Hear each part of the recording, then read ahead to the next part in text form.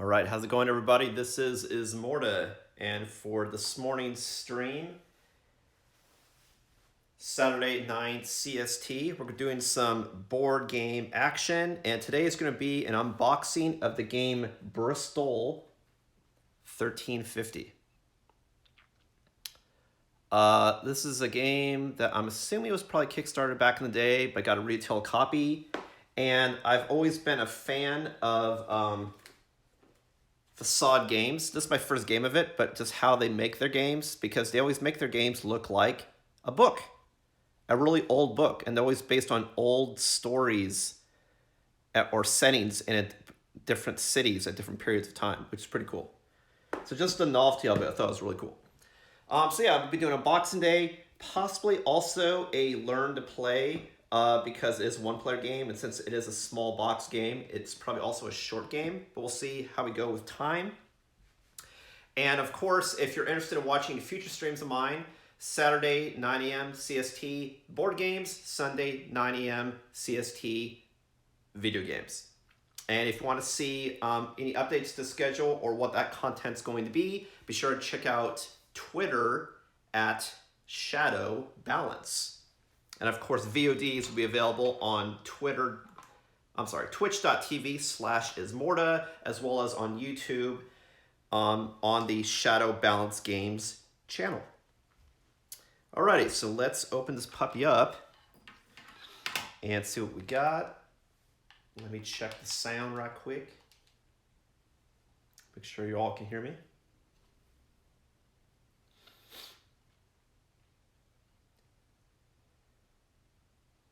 Yeah, this is really cool. It's the fact that it's like you have a game that looks nice on a shelf. It's not an eyesore. It's actually attractive because you can put this with your library of books. I thought it was a really cool idea. I think that would be unique design.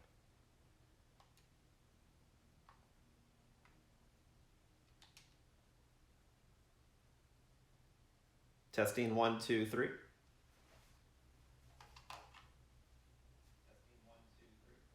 All right, sound works. Cool, so let's do it. Let's open this baby up.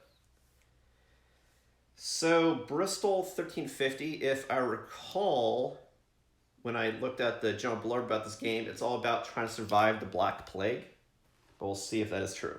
And all of the games are always labeled a city during a certain time period with a different style to the look of the game, which is a book, which I said is pretty cool. Now, other companies have made games that have books. Like I saw ones that Asmodee purchased, distributed, that were based on different fairy tales, classic, like, Little Red Riding Hood and such.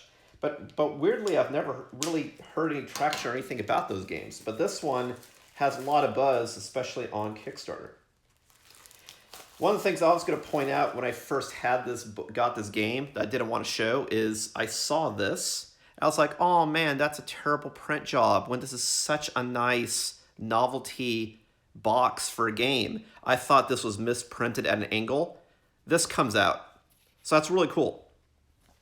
So this little advertisement, when you're selling the game, you can see what the game is and barcode it. But what's awesome is that comes off. So now you just have this just beautiful box that you can have on your shelf without having the warnings and barcode and company information or stuff telling you about the game that, is great for buying it off the shelf, but it's an eyesore when you have it in your library. Now you just have this book.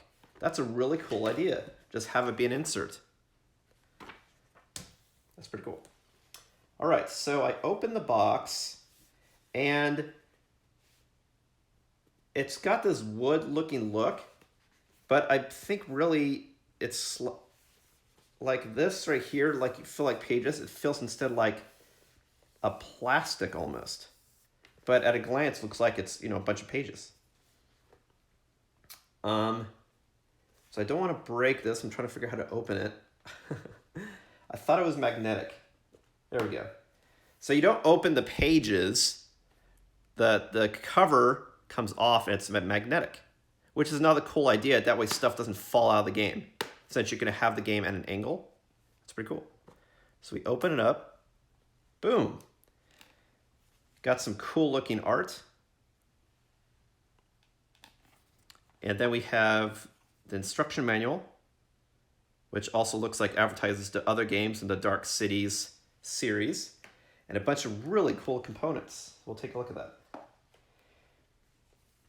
So we'll take a look at the rule book last, and depending on time, we'll go through the rules or do a sample game later, because this is a single player game, so I might just do a playthrough of this game actually later. All right, so we got, looks like a bunch of pieces, dice, a rollout game mat, and cards. All right, so let's open the cards first. So the cards looks like it's in a typical box for poker cards, but this isn't a poker-sized cards. These are a little bit, these are smaller, obviously, but pretty simple.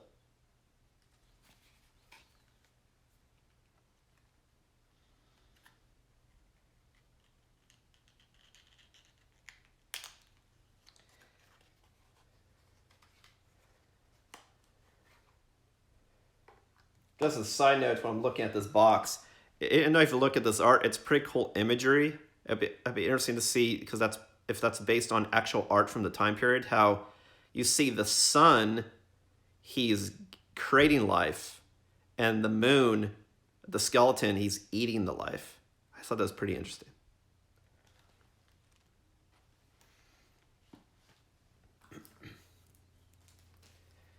All right, so opening up the deck of cards. I mean, it's true. Like, I don't know anything about how this game played, and I got the game just because the novelty of it. Mainly the novelty of you could have this on a bookshelf. Like I said, especially since you could take away the advertisement crap. And then all the components are just pretty looking. You have these custom dice. You have these little plastic wagons.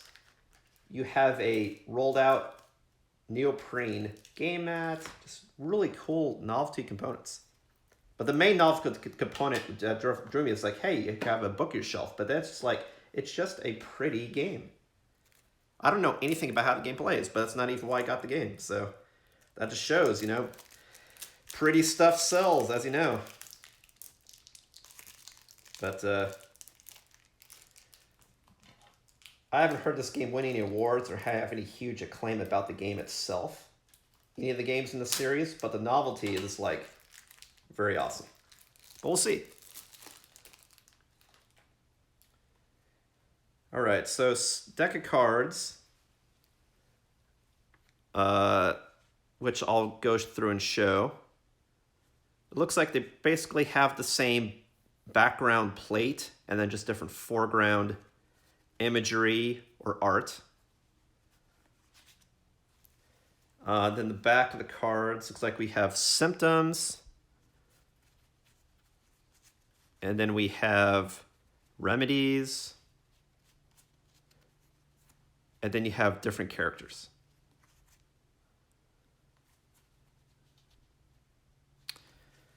Okay. But let's finish the unboxing, and then I'll go through the cards in particular what they are.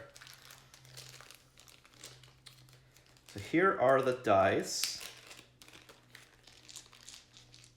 And one of the things that attracted me to get this game also is the fact that it's a game I can also play by myself or with a huge party, 1 to 9 players. It's really interesting. All right, so here are the dice. They are custom. The dice just has different images on each side.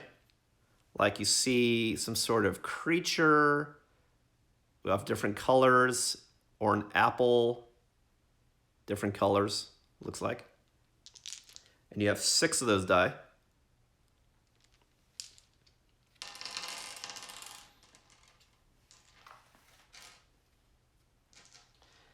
Then we also have the wagons. Yeah, I think I'll do a playthrough later. So I'll do how to play and playthrough later. Now we have 3 wagons. They almost feel, no, they feel plastic. But 3 wagons.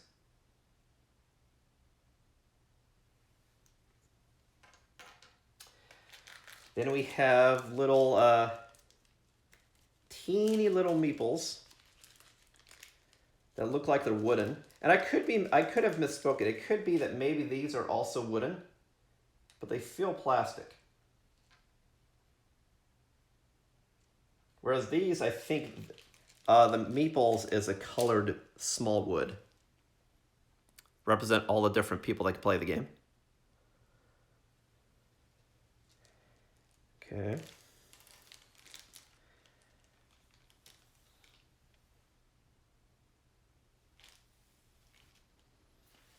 Sorry, get this in the camera shot so you guys can see the stuff.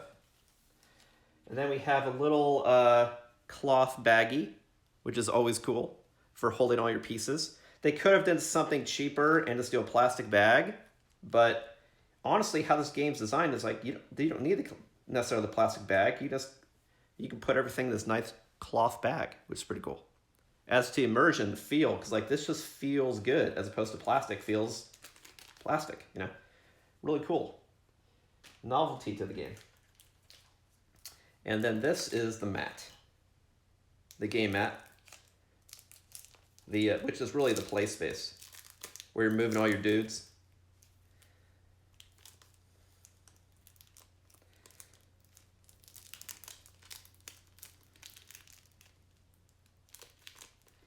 I want to be careful with this because I don't want to puncture the mat itself, because this is a sharp knife. But to me, like, just the novelty of this game is so cool. They could have just had it a folded game board, but instead you have this rolled up map. It just feels so nice, neoprene. Oh my god, so great. Think of, if you don't know what neoprene is, think of like a mouse pad. Is basically what it feels like, if not familiar. But yeah, this is the game mat. And it just, you know, it's pretty simple, but the picture encompasses the entire mat, which is, you know, pleasing, but just the feel of it is so nice. So what you end up doing in the game looks like is you have this mat, then you have these wagons, and then you're just moving your wagon along, trying to get to the end, it looks like. And then you have your dice. As you kill a wagon, got your little meeple dudes that you probably put in the wagon, carry them along. Pretty cool. Awesome. And here is the game manual, which is easily fits in the box. Looks like this typical staple and this fold, but it's pretty simple. They have the same background plate, and then just very few pictures. Definitely a lot of verbose. But yeah, no, I think I'll definitely do a playthrough in another stream. How to play, show sample game. All right, so for the rest of the time, what I'm gonna do is showing these cards, show what's in the box. And we'll do a feature playthrough. All right, so we'll start with the, go in order. We'll start with the characters in the game, looks like. So it looks like they're double-sided. So one side you see the characters, and then on the other side you see the characters with their ability below. Now I'm not sure why they did that, when they could have had... Oh, I see. If you look at the bottom, like for example this one, you see his movement and actions at the bottom. But if you flip it over, special action is on the other side of the card. So that must have something to do that you do stuff at different stages. You can do a special action or regular actions, looks like. Alrighty. So we have the Countess that can roll 2 dice, move pawn, draw remedy. Or the other side, draw 2 remedies and choose one to keep. We have the Sheriff. Roll 2 dice, move pawn, draw remedy. But also, special action, view one symptom of any player. And it looks like there are 9 of these cards. So it looks like when you're playing the game, you play as one of these characters. So you would choose a color, you would choose a character, and then that's who you're playing as, which is pretty cool. And what you also notice, that I'll notice on these cards, is in every picture, you see an image of a person, and then also a visage of a skeletal version of the person. Like here you see creeping behind. Here again, you see creeping behind, coming out of the shadow. The barmaid, you see talking to a skeletal barmaid. Roll 2 dice, move pawn, draw a remedy. And special, view the top 3 cards in the new symptoms deck.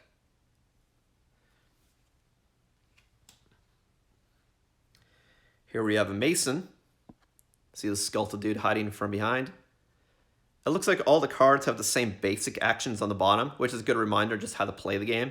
So I'll just read the specials going forward. Reroll 1 die, then lock 1 die. Friar, which is same as that picture that we showed when we opened the lid. His special being change 1 die to be exactly as you would like it.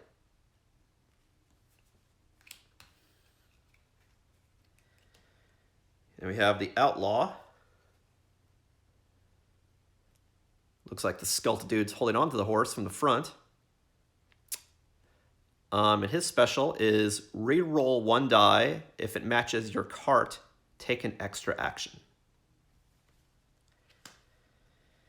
Then we have the knight. He's fighting a skeletal dude.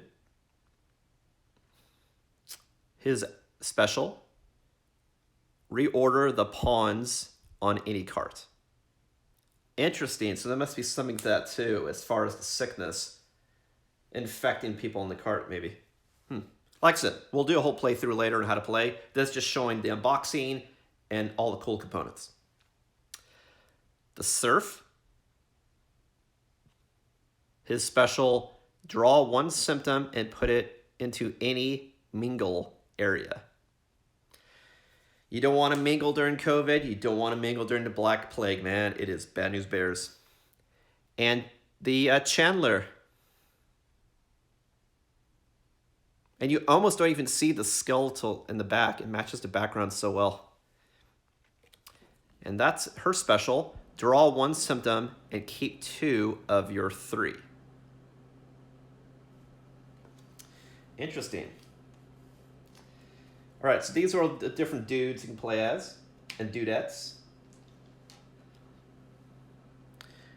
Next up, I'm going to show you the remedies. So remedies, we'll get into gameplay later.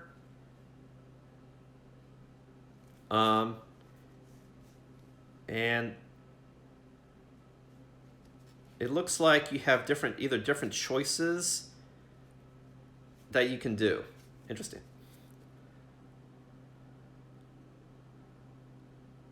Whip prevents someone from dashing to your cart,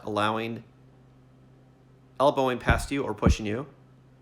Palmender allows you to draw 2 extra symptoms and keep any 2 of the 4, discard the other 2. And notice it says or. So that's interesting. So even though, randomly you might be stuck with a card that you get, at least you have a choice what you can do on the card. So it looks like I have 3 of those.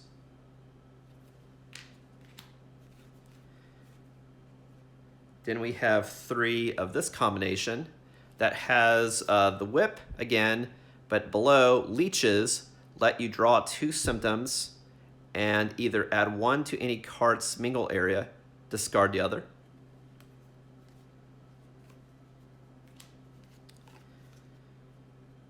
And then this combination, we have 3 whips and 3 chicken.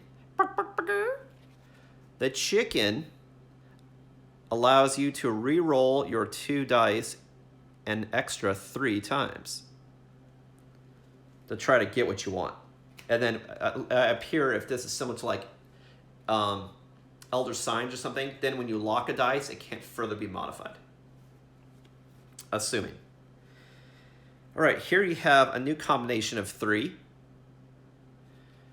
This one has the Pomander, which we talked about before, below, but then above you have Crushed Emeralds. Give you 1 extra movement action, an elbow, a dash, or a push.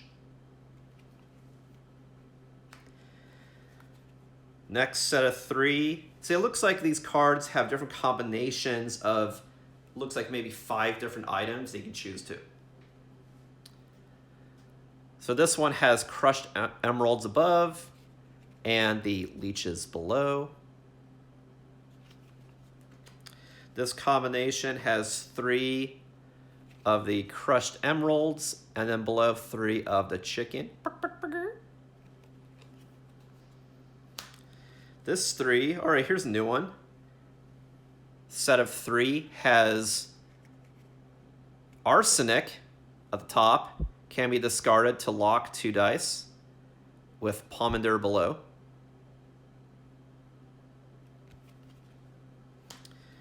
This set of 3 has 3 Arsenic above and Leeches below.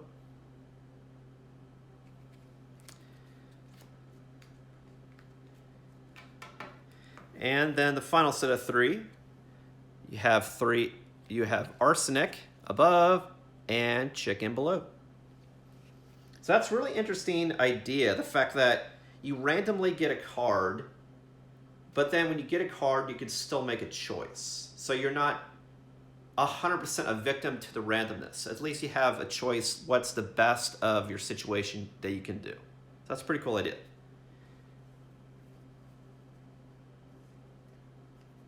So you can choose the lesser of 2 evils or the best of 2 great cards that you need at that time.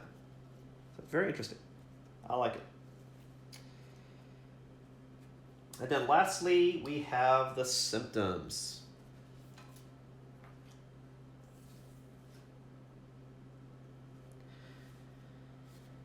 Okay, so the symptoms, it looks like all the backs of the symptoms are the same.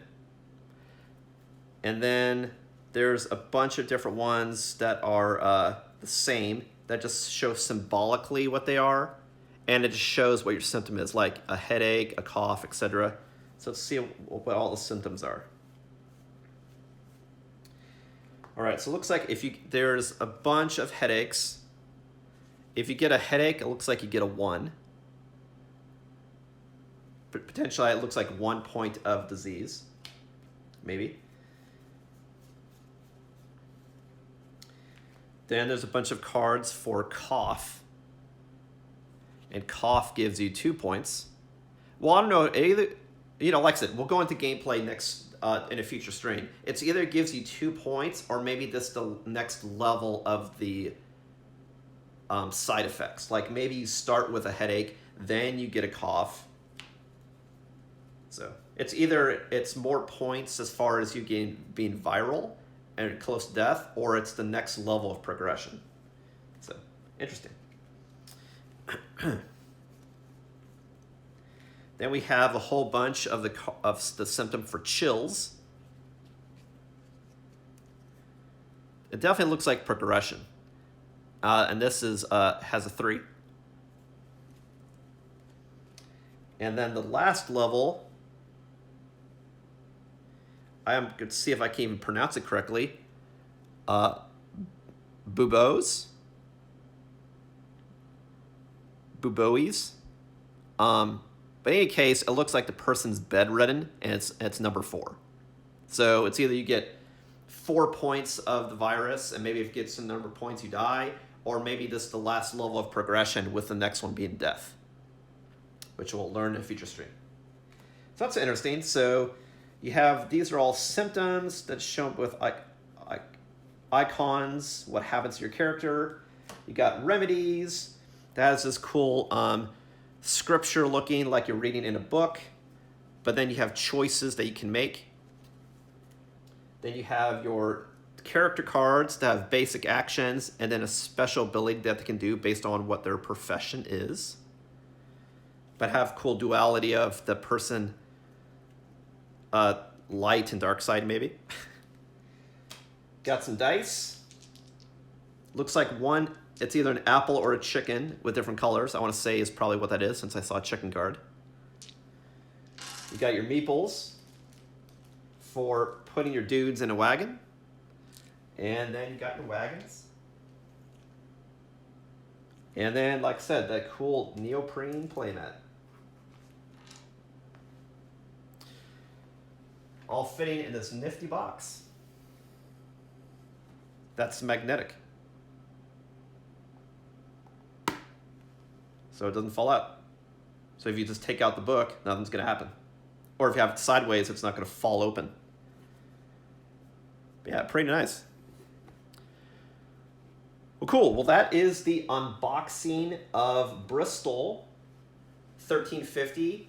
Like an awesome novelty to the game. Definitely look forward to checking out now the gameplay and see how that goes and learning to play. And that'll be on a future stream.